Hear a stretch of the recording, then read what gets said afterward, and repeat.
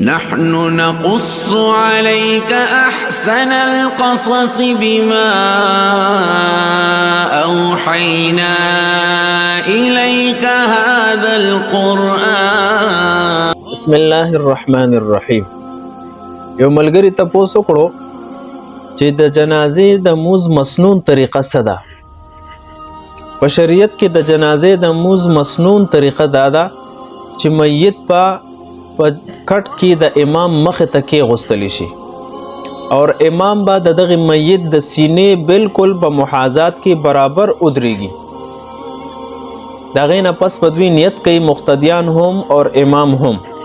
نو د نیت تعلق خود اراده سره دی چې د هر چا دا اراده وي چې مونږ به د میت باندې د جنازې مونځ کوو د پاره چې الله رب العزت د دې مړي مغفرت نصیب کړي.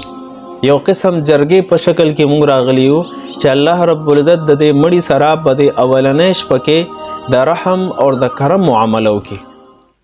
ولیکن کو چرته د نیت د الفاظ دا په خوله باندې وویل شي نو دا ډیره بهتره ده. بدې خولې سره چې کله الفاظ ویل شي علما فرمایي چې بدې الفاظ ویلو سره په عادت اور عبادت کې فرق راشي. پته ولګي چې او زه اسه عادتن نیم ولاړ بلکې زه عبادتن ادریګم د دې مړي چې زما په ذمه باندې کم حق ته د جنازې مزد کولو زه هغه ادا کوم. نو کو په خولې سره الفاظ ویل غواړي په پښتو کې داسې الفاظ به وي امام چې زه د الله د عبادت د پاره د دې فرض د ادا کولو نیت کوم. یا داسې الفاظ هم ویلی شي چې زه د دې بالغ یا د نابالغ میت د جنازې مونځ ادا کوم. دا نیت په امام کوي اور مقتدی کو چرته الفاظ سره نیت کول غواړي نو دا الفاظ به وي چې زه د دغه بالغ یا د نابالغ میت د جنازې مونځ کوم د دې امام په اقتدا کې. نو چې کله دا الفاظ وي نو امام با په تیز आवाज باندې تکبیر وکي الله اکبر. مقتدیان به پسلو आवाज باندې الله اکبر تکبیر وکي او خپل خلاص په غس لاس باندې کېږدي د نوم د ښکته. چې کله اولنې تکبیر وي نو هغې نه پس په الفردوس دیلمی کی روایت تے حضرت عبداللہ ابن مسعود رضی اللہ عنہ فرمائی ان من احب الکلام الى اللہ عز وجل ان یقول العبد. اللہ رب العزت تا خوخترین کلمات اور الفاظ دادی چی و بندہ دا الفاظ ہوئی سبحانک اللہم وبحمدک وتبارک اسمک وتعالی جدک وجل ثناؤک ولا الہ غیرک. نو دا اولنې تکبیر نه پس امام اور مقتدی دا ثنا به وي دک الفاظ به وي. دا غې نه پس به بیا امام دویم تکبیر وي په تیز आवाज باندې اور مقتدیان به هم تکبیر وي په سلو आवाज باندې. نو دا دویم تکبیر نه پس دویم ادا چې تکبیر سره به لاسونه هم نه اوچتولی شي. لاسونه په خپل ځای باندې د نوم نښکته پراته وي. دویم تکبیر نه پس درود شریف په ویل شي. هغه درود شریف کم چې مونږ او تاسو په مونځ کې وایو په آخري قاعده کې چې کم درود وایو دک درود به ویل شي. صحیح بخاری روایت ته صحابي فرمایي حضرت کعب ابن عجره رضی الله عنه سألنا رسول الله صلی الله علیه وسلم کیف الصلاة علیکم اهل البیت. وی مونږ تاسو کو د دوانو ځانو سردار نه صلی الله علیه وسلم چې تاسو په اهل او عیال په اهل بیت باندې به موږ څنګه درود او سلام پیش کوو. فإن الله علمنا کیف نسلم علیک. ځکه چې رب ذوالجلال خو موږ ته دا تعلیم را کړی دی چې په تاسو باندې به څنګه درود سلام پیش کوو. دا تعلیم خو موږ ته الله را کړی دی ولیکن تاسو په اهل بیت باندې به څنګه درود او سلام پیش کوو. نبی علیہ الصلوۃ والسلام مت دا درود او فرمایلو چې کله دا درود وای نو دا په ما باندې او زما په اهل بیت باندې هم درود او سلام پیش کولو طریقه ده. هغه دا الفاظ دي اللهم صل علی محمد وعلى آل محمد كما صليت على ابراهيم وعلى آل ابراهيم انك حميد مجيد. اللهم بارك على محمد وعلى آل محمد كما باركت على ابراهيم وعلى آل ابراهيم انك حميد مجيد. نو دا هغه درود شریف دی مونږ او تاسو چې د موس په اخیری قاعده کې وایو. نو د دویم تکبیر نه پس په امام اور مقتدی دواړه به دا درود شریف وایي. البحر الرائق کې دی وهو 4 تکبیرات بثناء بعد الاولى. جنازه کې 4 تکبیرات فرض دي اور قیام او درېدل په ولاړه باندې موس کول دا فرض دي.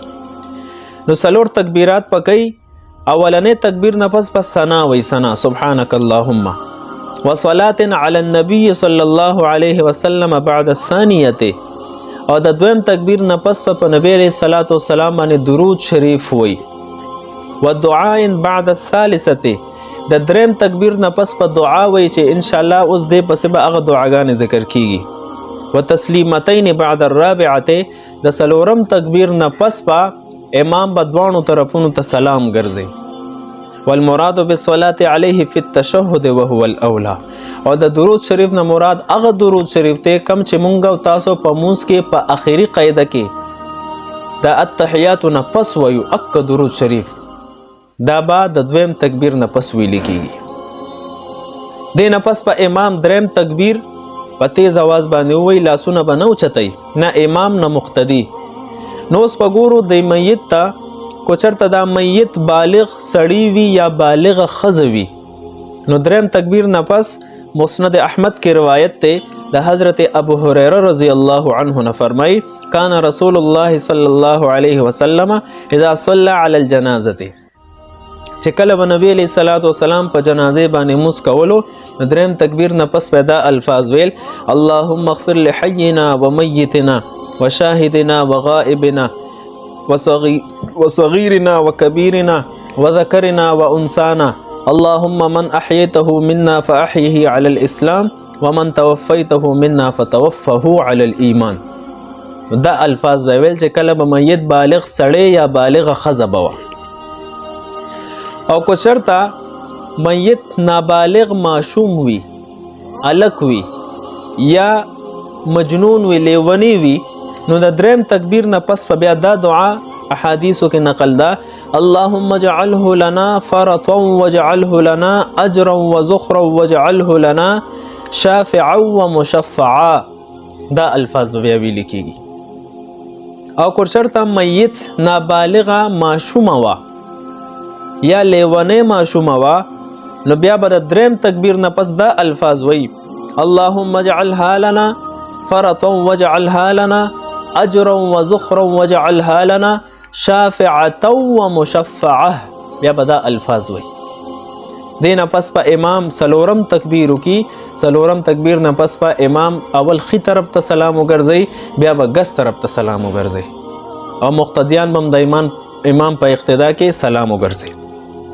کو یو سړی ته د دریم تکبیر نه پس دا مذکوره دعاګانې یاد نه، نو د لپاره څه حکم دی؟ البحر الرائق کې دی ومن لا يحسن الدعاء يقول اللهم اغفر للمؤمنين والمؤمنات. نو دې سړي د لپاره شریعت کې دا گنجائش تا چې دا به دغه دعاګانو د یادولو کوشش کوي، کو اچانک په جنازه رااله نو د دریم تکبیر نه پس پدا اللهم اغفر للمؤمنين والمؤمنات الفاظ وای، نو د جنازې مصیش. کو بد قسمتینا دا الفاظ متنوع ده، نو بدی صورت کې فقها فرمای چې د دریم تکبیر نه پس په سلور پیره تکبیر وای الله اکبر الله اکبر الله اکبر الله اکبر. نو د سره د جنازه صحیح شي. چونکه وجه دادا البحر الرائق کی دی و اما رکنها فالتکبیرات والقیام و اما سننها فالتحمید والثناء والدعاء فیها. جنازه کی دو فرائض دی، سلور تکبیرات دا ځان له یو فرض دی، اور قیام په ولاړه باندې جنازې مسکول دا دویم فرض دی. البته بدی کې چې دا کوم مونږه ثنا وایو سبحانك اللهم وایو یا درود شریف وایو یا دا دعاګانې وایو، دا بدی کې سنت دی. نو په دغه وجه باندې گنجائش تا کو یو انسان ته دغه پهلنی دعاګانې نه وی یادې، نو بیا به دا دعا وی د دریم تکبیر نه پس اللهم اغفر للمؤمنین والمؤمنات. او کو دام د بد قسمتین او تنیز دا، نو بیا به بدی صورت کې سلور پیرا الله اکبر بوي، بدی صورت کې بد د جنازه وشي. خو په شرط د دې چې د دغه دعاګانو د یادولو کوشش کوي نو الله به دا سنت ادا شي. السلام.